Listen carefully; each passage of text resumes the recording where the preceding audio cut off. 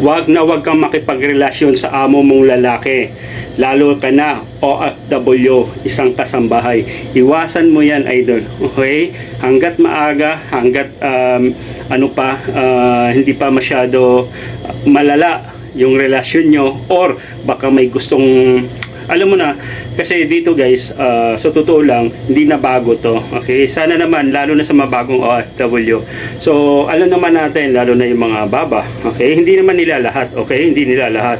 Ito lang naman bilang isang, tawag dito, payong kaibigan, kapatid, kuya. Okay, lalo na kasi isa ding concern ko rin po sa inyong mga OFW kasabay kasi maraming mga nangyayari na hindi natin alam. Okay?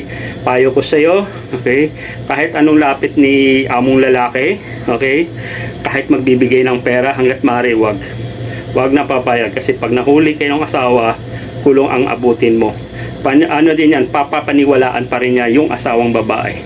Ikaw pa rin palalabasin na ikaw yung tinutokso mo siya. Okay? Wag mong ipagpalit, okay, yung dignidad mo sa halagang sa pera lang. Okay?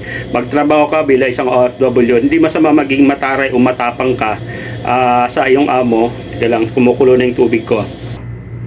Yan, balik tayo. Kumukulo na kasi may kape.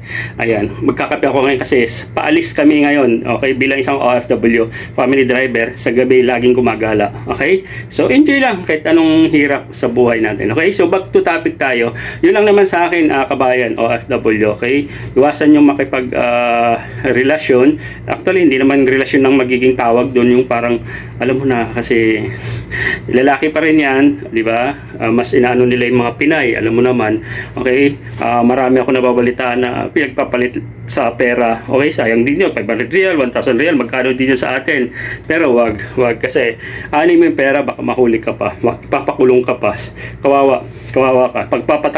Pagtatanggol yung babae yung lalaki. Okay? Ito lang naman, short video lang naman to, 2 minutes or more than, para lang reminders lang sa mga kapwa ko ring OFW. Okay? Lalo na mga babae. Wala po tayo sa bansa natin sa Pinas. Nasa ibang bansa po tayo. Alam naman natin, haram, bawal ang makikipag-apid or makipagtsuktsakan na hindi asawa. Okay? Kahit nga mag-shota dito, pag nahuli kayo ng pulis at wala kayong dokumento, patunay na mag-asawa kayo, ikukulong kayo. Sa Pilipinas, wala yan. Walang tawag na ID na yan. Dito, napakahigpit yan. Pag hinala na kayo hindi mag-asawa, yari kayo, kulong ang abutin nyo. Lalo na kung nagpapagamit ka pa sa iyong sariling employer. Okay? Yun lang. Sana itong video na ito isang paalala lang na magtrabaho lang tayo ng maayos bilang isang OFW. Makakaraos din po kayo. Basta lagi nyong isipin yung pamilya nyo, yung anak nyo, isipin yung reason why nyo, bakit kayo nag-abroad. Sa pamamagitan nan, mamumotivate kayo na hindi nyo gawin. Magtrabaho, mag-focus na lang. And mag-ipon, mag-isip na lang kung ano yung pwedeng inegosyo para balang araw mag-for good po kayo. Again, lagi kong sinasabing, OFW is not a lifetime job. Temporary lang tayo mga idol. Pag nakapag-ipon na tayo, that's the time na mag-input po kayo ng negosyo para hindi na kayo babalik, kasama nyo na yung anak nyo at pamilya nyo. Huwag yung hintayin na umabot pa tayo ng 20, 30 years dito sa abroad.